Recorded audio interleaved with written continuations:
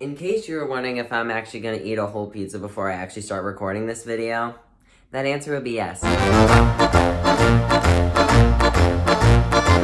Hello everybody, welcome back. Okay, great start. Hello everybody, welcome back to the channel. My name's Nathaniel. I hope you're all having a great day. Right off the bat, I want to start off with, hope everybody's staying safe with Corona and just quarantining and the whole thing. Make sure you're staying safe, make sure you're staying healthy, but also make sure that your mental health is good, because quarantining isn't fun for anybody. So just check in with yourself, keep yourself active, keep yourself entertained, and just try and have some fun.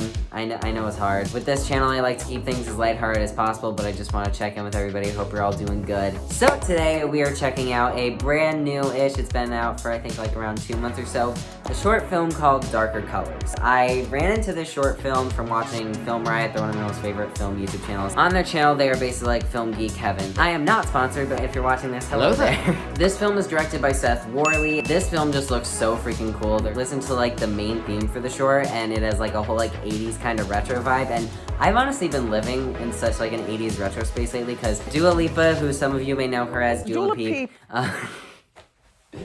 Oh my god, Wendy. She actually just released her second album. Again, I am not sponsored, I am just a huge geek and proud. It's literally all I've been listening to. Oh, it just fell. Everything is just 80s for me right now, and I honestly love it. Okay, let's get into it.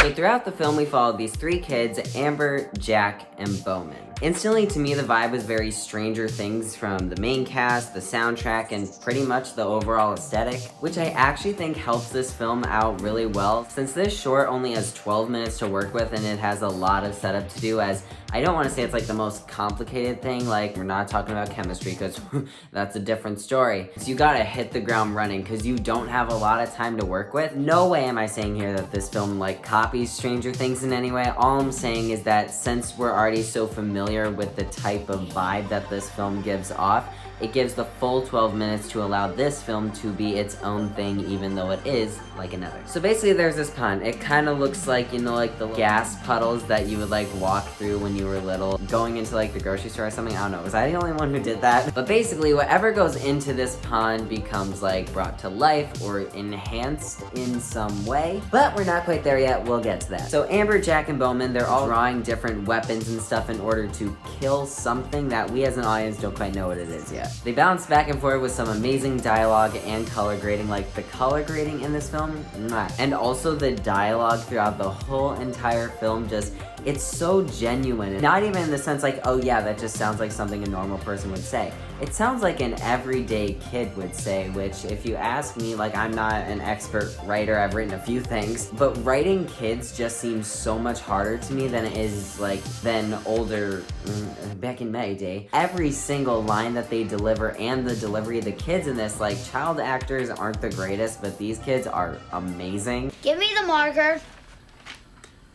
How hard is this? Something like this. It looks like a butt. No, it doesn't. That's exactly something a kid would say in this situation. So the three of them squat up and they basically go to the pond to look for this thing that they're trying to find. And once they get there, Jack decides to just test one more time to see if it's real. He sticks his hand in it, which has like this really bad scar in it, but let's be honest, it looks like a straight up axe wound. All I have to say about that is that, I mean, obviously the water's magic, but if it's gonna be that much of a miracle worker, it might as well have been Starbucks. You know what I'm saying? What the? I'm just slightly addicted to Starbucks, it's fine. Back to the whole idea of the pond sort of brings stuff to life. Amber's drawing notebook is actually in the water and they're going back to get it. And while she's picking it up, it sort of takes her a hot minute, but that didn't bother me at all because in the background, again, there was some great dialogue that it was so good. Are you sure that's where you put it? Where else would I have put it? It's been here for like 30 seconds. Can we just draw a new one? Did you bring markers and paper? Yeah, my backpack's full of candy. Why is it full of candy? I don't have to explain my life So she gets the book out of the water and she realizes that it was open to like these little red spider drawings. So then all of a sudden all these spiders are actually real and just start attacking all three of them. Bowman fights the same way. I run to the fridge. Amber runs back to the house to get to the drawing, and of course another monster shows up.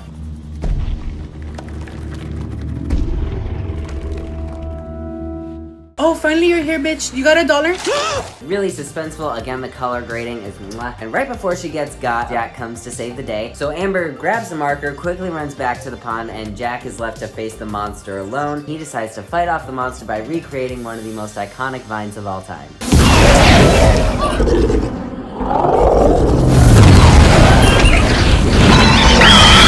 You better stop! Ah, cinematic parallels. So we go back to the pond. Bowman is pretty much, I don't want to say dead, but like, it wasn't looking good. Amber saves the day and strolls back in like a complete badass. Bitch, I'm a boss. I'm a bitch and a boss. I'm a shine like gloss. I'm a bitch. And then she realizes she didn't have time to grab the paper, only the markers, so she starts drawing on her arm. And then we cut back to Jack, who is, again, I don't want to say like was about to die because I feel like that's really morbid, even though the film literally has the word darker in the title, and I am personally a huge fan of when films go darker. We finally then see what Amber drew on her arm because she strolls back in like a badass 2.0.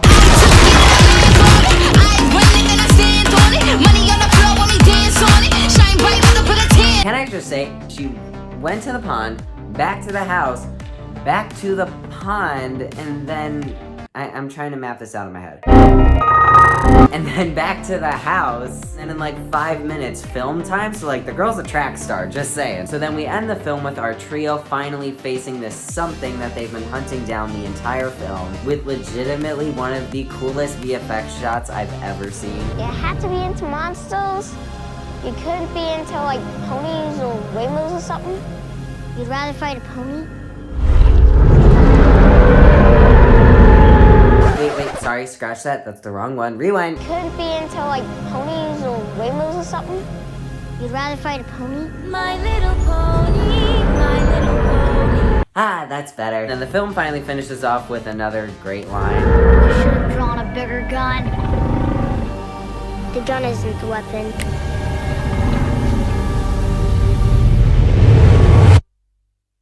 My little pony, my little pony. I loved this film so much. It packed so much into such a little time, and it worked so well. I've never had to work with child actors before.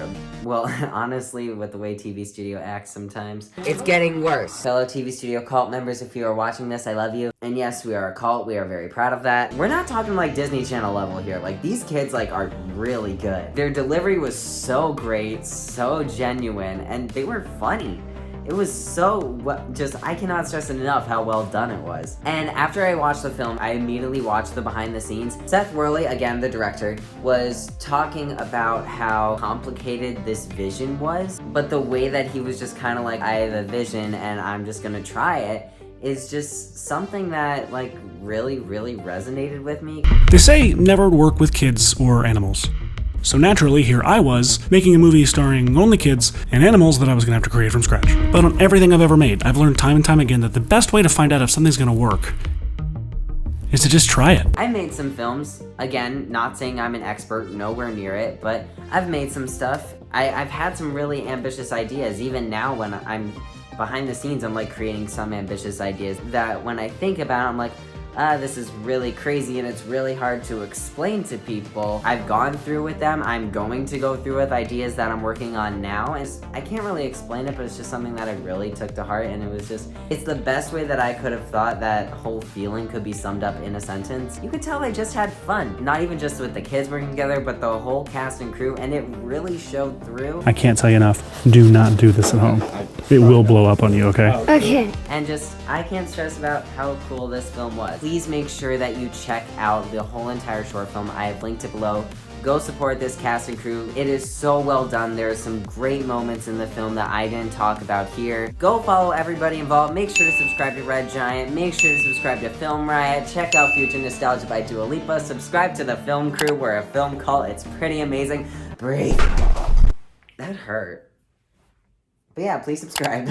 Please go support the hard work of all the filmmakers on this film, and please go check it out. It is linked in the description. Before I go, I'm gonna do something new that I'm trying to work out on this channel. There's so much stuff that I watch on a daily basis that I don't do YouTube videos on, and I really think should get the notoriety. I'm not a super big channel right now, but even if I got just a few people to watch, then I wanna support and I wanna show you guys some really cool stuff that I'm watching. Normally, if we were doing a commentary on a feature this week, I would highlight a short film. But this week, since we did a short film, we're going to do a feature. The actual name of this segment's a work in progress. But this week, what I want to highlight is the film The Invisible Man. I actually recorded a video for this. When you record a lot and you can have a really great idea, like for example, The Invisible Man video, I watched it at like 2 a.m. in the complete darkness. But sometimes when you film a video, and if you ask me, especially a commentary, like sometimes a video is just a dud and you don't want to put it out because I very much believe in quality over quantity. And the reason I think my commentary wasn't super great for that one is because I was keyed in the whole time. Obviously not to the level that the film's gone, but I've had to deal with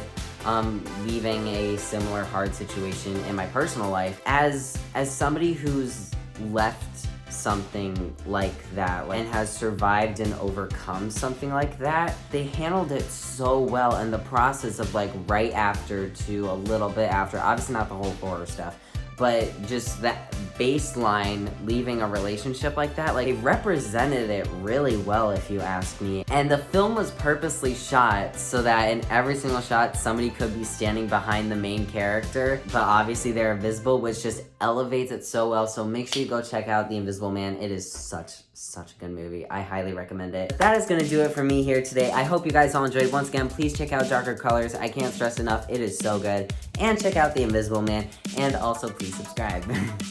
Please. Film crew, we're a film cult. What's not to love? I hope you all have an amazing day. Please stay safe with the coronavirus out there. But also I hope for however long this video ended up being, we could all just sort of laugh and be film geeks together. So just make sure you take care of yourself and make sure your mental health's good and your physical health is good. Just make sure you're doing good, and I hope you are doing good. And as I always say, it's been such a long time since I've recorded and it feels so good to be saying this again. And as I always say, wait, where are they? My children, where are you? Film! This lighting setup's like awesome if you ask me. It's the first time I'm trying it out, but it's hot. And fandom forever.